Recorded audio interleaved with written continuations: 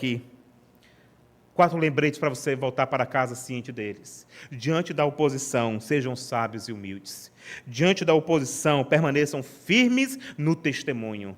Diante da oposição, sejam encorajados pelo Espírito. E diante da oposição, sejam perseverantes até o fim. Diante da oposição, seja um crente de verdade. Algumas lições para nós encerrarmos essa exposição. Eu enumerei aqui 5 lições e eu espero que você guarde no seu coração. E pense nisso. Primeira lição. Seguir a Cristo requer sabedoria e humildade. Primeiro, sabedoria para lidar com a rejeição ou as provocações, a fé que confessamos. Muitas vezes você vai ser provocado no trabalho porque você é um crente. Muitas vezes você está lá no trabalho, aí um amigo chega, ei, deixa eu te mostrar um vídeo, e aí nós temos uma imagem muitas vezes imoral, indecente, de uma pessoa sensualizando, e você diz, não quero ver essa coisa. Ai, agora ele é santarrão, ele é crente. Você precisa pedir a Deus sabedoria para lidar com esse tipo de gente. Muitas vezes você vai romper laços de fato. Muitas vezes as pessoas ficaram chateadas com você, mas é muito melhor um ímpio chateado com você e você permanecer fiel a Cristo, do que você negar o nome de Cristo e dar um sorriso para o ímpio, coadunando com as suas obras. Então Jesus está dizendo, vocês serão provocados. Você, minha irmã, será provocada, só porque você é crente. Muitas pessoas podem dizer assim, vou fazer isso, vou importunar para ver como é que o irmão e a irmã reagem, para ver se ele é crente mesmo. Vou fazer isso só por birra. Eu digo para você uma coisa, seja simples como uma pomba, mas também seja inteligente como uma serpente. E peça sabedoria a Deus, humildade, para não guerrear com as mesmas armas dos ímpios. As mesmas armas. Que o Senhor nos dê sabedoria para saber lidar com pessoas que se opõem à nossa fé. Segunda lição, precisamos encarar as perseguições como oportunidades para falar de Cristo e de sua palavra. Desde os primórdios da igreja, ela sempre foi perseguida. A igreja cristã nasceu no berço da perseguição.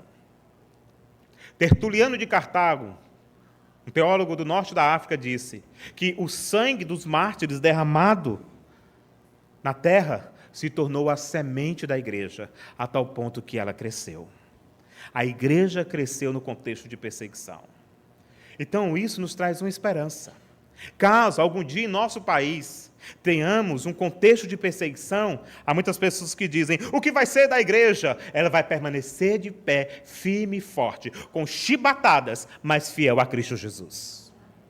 Sabe por quê? Porque os crentes de verdade suportam os açoites.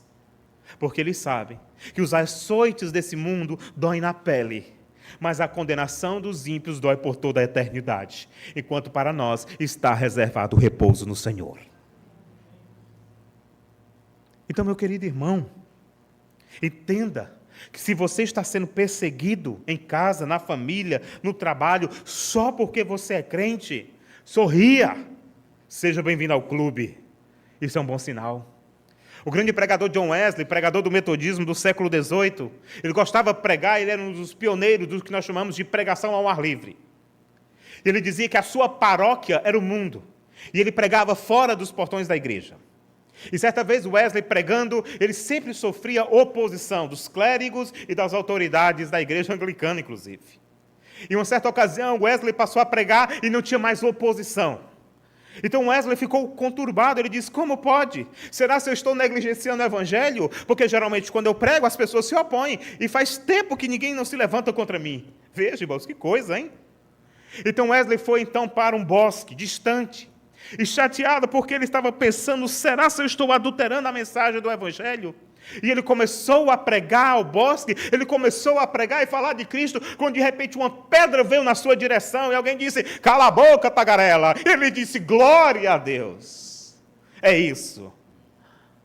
Estou no caminho certo ainda. Sabe o que é isso, irmãos? Ser crente é difícil, mas não é impossível, porque maior o que está conosco do que o que está no mundo. Maior o que está com a igreja do que o que está no mundo. Quem é que está com a igreja? O Senhor Jesus Cristo. E as portas do inferno não destruirão, não prevalecerão contra a igreja. Terceira lição desse texto: Deus capacita os seus servos pelo poder do Espírito Santo. Em contexto de oposição, de perseguição, de rejeição, de afronta, onde Satanás não mede esforços para atacar os cristãos, tenha certeza de uma coisa: o Espírito Santo usará a sua vida. O Espírito Santo capacitará você para dar testemunho da verdade. Assim como ele fez com Pedro, assim como ele fez com Paulo, assim como ele fez com Estevão, assim como ele fez com Policarpo, assim como ele fez com Inácio, assim como ele fez com John Wesley, ele fará por meio da sua vida, meu querido irmão, minha querida irmã. Sabe por quê? Porque o Espírito de Deus está conosco.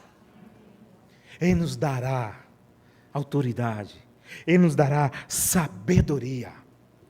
Quando alguém afrontar você, digamos que você está na faculdade, um professor começa a afrontar a sua fé. Não se desespere, tenha calma. Apenas faça uma oração no íntimo e diga: Espírito Santo, me dá sabedoria, porque ele não te conhece. E saiba que o Senhor o iluminará. Quarta verdade: permaneça fiel a Cristo, mesmo diante da oposição, inclusive de familiares. Permaneça fiel a Cristo, mesmo diante da oposição de familiares. Em muitos casos, a família vai ser a primeira oposição. Serão os primeiros a se levantar contra a nossa vida, a julgar, a excluir. E eu digo a você uma coisa, meu querido irmão: tenha paciência, não se desespere, permaneça firme. E saiba que por causa do Evangelho, o próprio Jesus advertiu isso. O próprio Jesus disse que, por causa dele, nós muitas vezes deveríamos aborrecer o quê? Pai e mãe. Jesus não está falando para ficar brigado com pai e mãe. Jesus está falando que, diante da escolha de amar a Jesus e amar os familiares, primeiro deve ser o nosso amor por quem? Por ele. O nosso amor por Jesus deve ser maior do que qualquer outra coisa. O meu amor por Jesus deve ser maior pelo da minha esposa, da minha filha. O meu amor por Jesus deve ser maior do que qualquer coisa que eu faça, até mesmo o ministério que eu exerço diante de vocês.